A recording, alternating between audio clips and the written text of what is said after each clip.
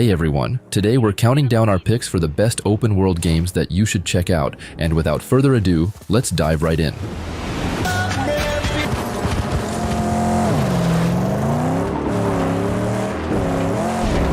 Mad Max. This game got overshadowed at launch by the release of The Phantom Pain, and the general skepticism towards movie-based video games didn't help either. But let me tell you, Mad Max is anything but your typical movie game. It's not a direct adaptation of Fury Road, but instead uses the Mad Max universe to craft an original story that seamlessly fits within the cinematic lore.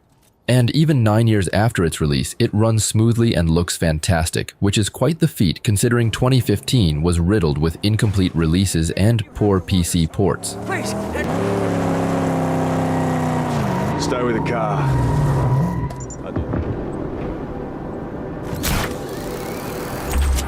Just Cause 3. The wingsuit grappling hook parachute combo in this game is the most fun I've had getting from point A to B since Spider-Man, and the controls are designed to encourage risk-taking. Either you'll pull off something insane or crash spectacularly. And to think about it, traversal in this game isn't just a mechanic to get you to the game, it is the game. The grappling hook lets you turn a slow descent into a blazing fast approach, while the parachute can be the difference between life and death. So, in this game, it's not just about getting somewhere, it's about how you get there. Essa bela cidade.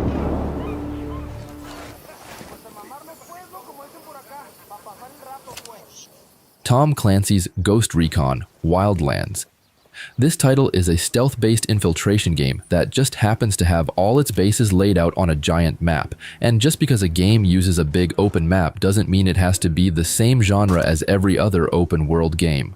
Like, I don't expect racing games to have background worlds full of quests and NPCs. I'm just driving through, right? Same with Wildlands. The map has enough content for what the game needs. In short, not every game needs to be packed with those elements and be the exact same.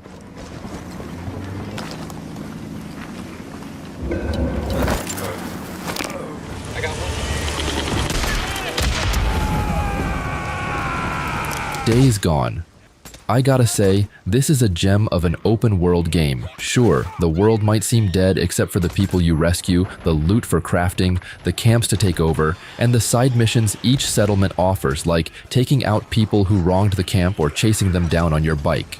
Moreover, the story is awesome and the hordes are overwhelming at first, but that's part of the fun. And there's nothing like exploring a cave, only to have 100 freakers suddenly running at you. So trust me, it's far from boring.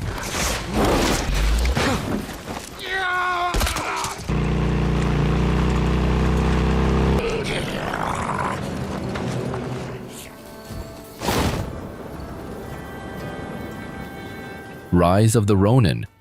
It's frustrating to hear people who haven't even tried the game spreading nonsense. Sure, the open world might not be the greatest, but it serves its purpose and ties in well with the core combat systems. Take it from me, the combat is addictive, like Crack for Gamers. After all, it's a Team Ninja game, so you know it's only going to get better with updates. So if you're looking for an engaging and fun experience, give Rise of the Ronin a shot. Trust me, you'll have a ton of fun with it.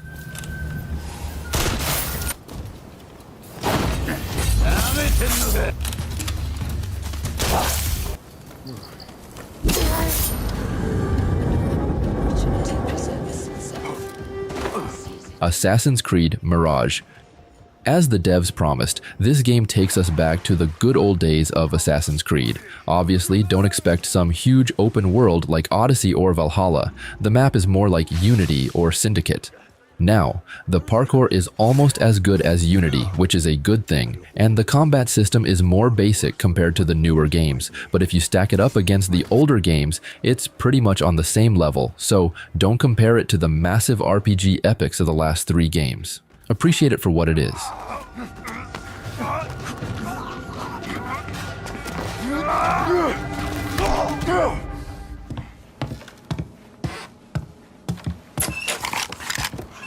Mafia Definitive Edition. This isn't your typical open world game. The city looks pretty sweet, but don't expect a bunch of side quests or fun distractions unless you count collecting random stuff. When you're playing the story, you always have a mission objective shoved in your face, so good luck finding time to explore. However, would I say it's worth getting this game? Absolutely. I'm having a blast with it. It's a slower-paced game aiming for that immersive cinematic feel. Moreover, the missions are varied and consistently engaging, so you won't get bored.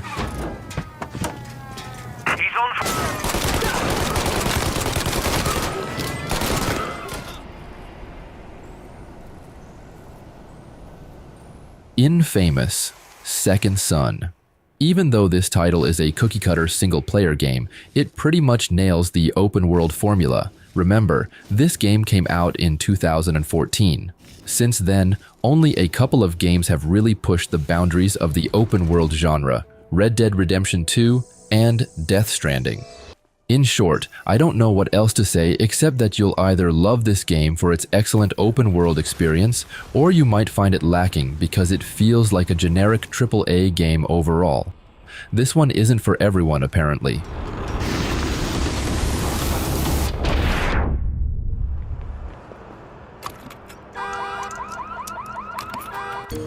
Watch Dogs 2. With this game, Ubisoft nailed it with the open-world puzzles, parkour, and overall gameplay loop. Not only that, San Francisco is massive in this one. The attention to detail and those random events you stumble upon are also hilarious.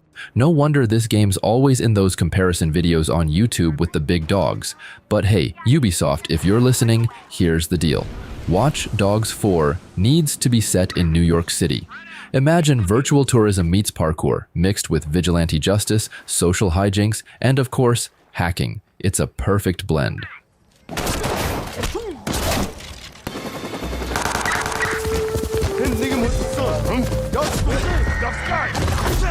Ghost of Tsushima. There's tons to discover in the game's beautiful open world. Just traveling between missions and points of interest keeps things interesting with random encounters and little hidden gems that unlock cool stuff like cosmetics or skills. And sure, there are moments that might drag a bit, but hey, that's when you can dive into some side quests or check out those other points on the map. Overall, it's not the largest open world out there, but trust me, there's more than enough here to immerse yourself in samurai dreams for hours on end. Mercy.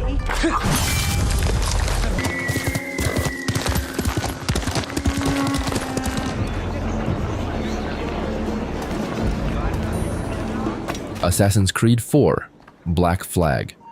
Now, this one is my personal favorite. I played it and finished it with 100% completion. There's just something about being a pirate assassin, exploring and wreaking havoc in 18th century Caribbean islands. They definitely did a great job at combining fun gameplay mechanics with historical setting. Anyway, this is the first Assassin's Creed game where traveling with your own ship is a major element. In fact, being a pirate captain and engaging in naval battles with other pirate and navy ships is what this game is famous for. Seriously, firing at other ships is truly addictive. What? Assassin's Creed Valhalla. What sets this game apart are the side quests. They're quickies. None of that trekking halfway across the map nonsense. You find a quest giver, do the deed, and bam, you're done. It keeps things snappy. But where Valhalla really shines is in making its world feel alive. The side quests and encounters are subtle and natural. You talk to someone, they drop a hint, and you're off figuring out how to make things happen without the game holding your hand. It's like the world's doing its own thing, and you're just rolling with it.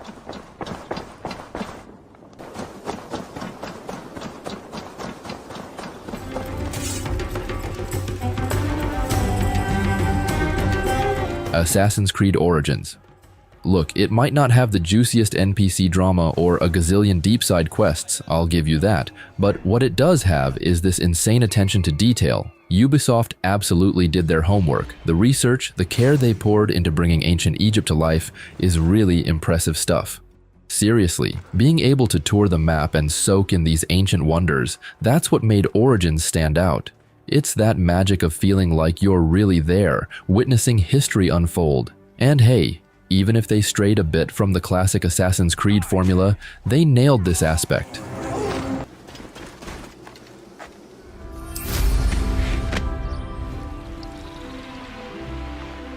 Hogwarts Legacy. So, here's the deal. The majority of the main missions and most side missions in this game are long and packed with plot and character development. Now, don't expect a sprawling open world like Skyrim. Hogwarts Legacy keeps it cozy with just 3 main areas to explore: Hogwarts itself, Hogsmeade Village, and a chunk of countryside with all the spooky Forbidden Forest vibes. Sure, it's not massive in scale, and yeah, there's some busy work here and there for good measure. However, while it may not be a perfect open world game, it's still a great action RPG with an open world setting.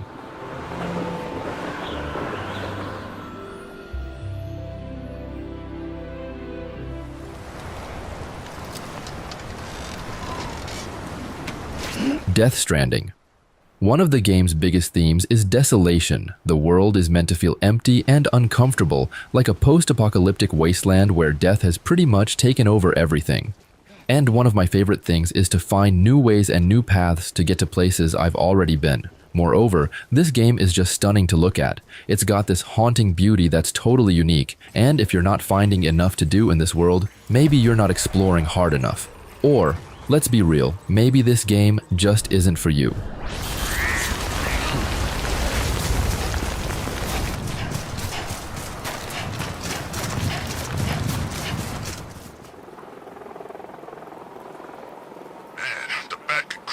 Batman: Arkham Knight. Now, I get it. Not everyone is into the superhero genre. Batman is just a grumpy dude in a batsuit, right? But then, Rocksteady dropped Arkham Asylum in 2009, and the world changed ever since.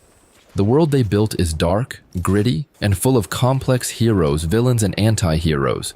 And as for this game, don't even get me started on the gameplay. The free-flow combat is a masterpiece, the stealth is top-notch, and the detective puzzles are a blast. And even after 9 years, it still looks better than a lot of current-gen games.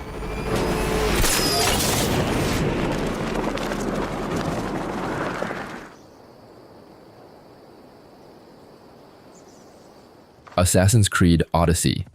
Now, if this game wasn't slapped with the Assassin's Creed title, I bet it would have been showered with way more praise. Seriously, this game is a masterpiece in its own right. The graphics are stunning, the story is captivating, and the gameplay is absolutely thrilling. Sure, the naysayers can whine all they want, but let's get real here. Ubisoft knows how to craft amazing open-world games that are a blast to play, so next time someone tries to knock Odyssey, just remind them how epic it really is. Trust me, they'll come around.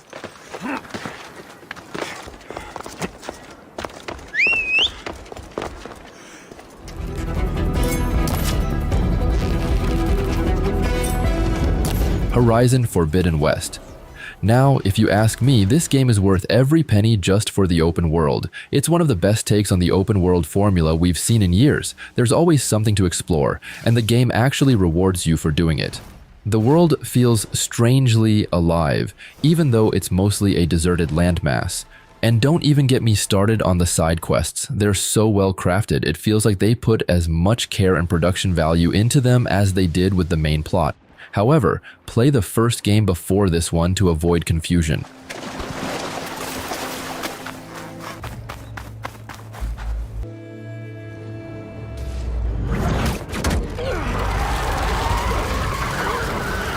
Marvel's Spider-Man 2.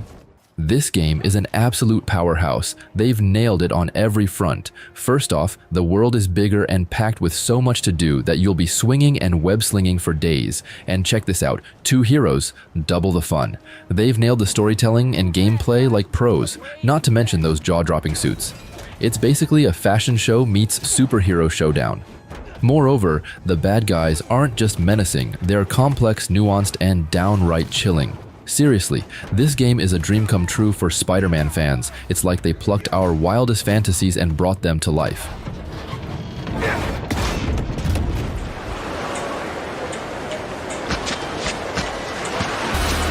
Like a Dragon, Infinite Wealth. Ichiban and the gang are back in the spotlight, and they're as lovable as ever, joined by a fresh batch of well-developed newcomers. And while Kamurocho and Yokohama are still part of the mix, the real action happens in Honolulu. And let me say, it's one of the series' best cities yet. A true-to-life portrayal of Hawaii, warts and all, and utterly delightful. Now, let's talk about combat. They've made some simple tweaks that really amp up the dynamism and flexibility. It's a blast, really, and overall, despite some quirks, the Yakuza series remains solid with this latest installment.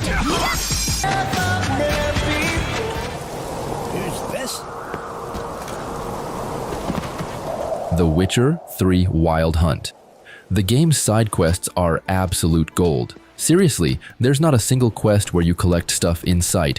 Each side quest offers choices and themes that dig deep into the world. Granted, some of you might think that it's not a true open world. However, it's packed with amazing places to explore and content that's on par with Bethesda and Rockstar games. So, if you're wary of open world games, trust me on this one, The Witcher 3 gets it right. It tops the quest quality of the first two games and still nails that open world feel.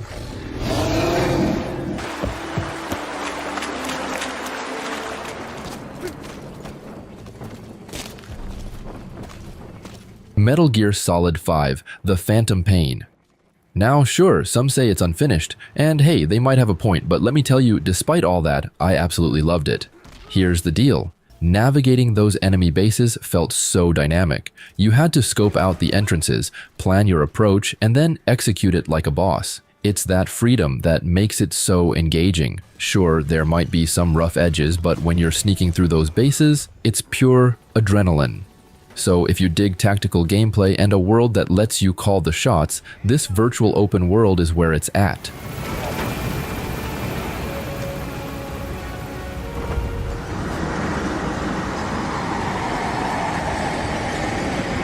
Elden Ring. Personally, I think the best way to enjoy open world games is by exploring some, but not all of it.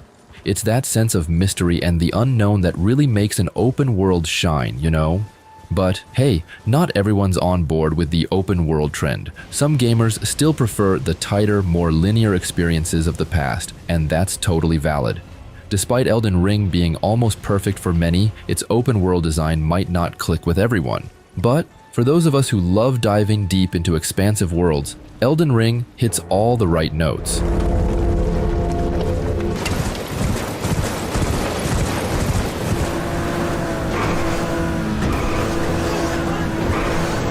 Grand Theft Auto 5.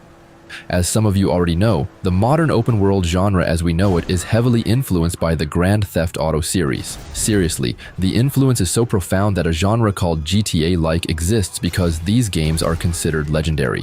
And I get it. Hardcore fans of other open world games sometimes trash talk Rockstar games, perhaps because they simply dislike anything mainstream. However, GTA 5 remains immensely popular, with hundreds of thousands of players still actively enjoying it worldwide. And you know why? It's because they love the open world nature of the game.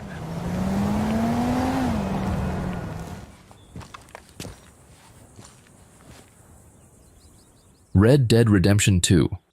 For me, the game's open world is on a whole other level. Seriously, it's the most immersive gaming experience out there. You can stroll into buildings, chat up NPCs with real depth, pick up stuff, and stumble upon these wild side missions that just suck you in.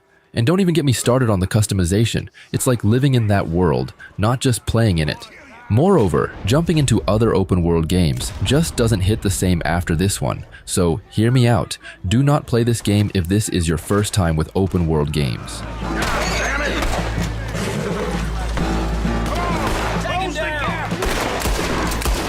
So do you agree with our picks? Check out these other videos from us and be sure to subscribe and ring the bell to be notified about our latest videos. All right.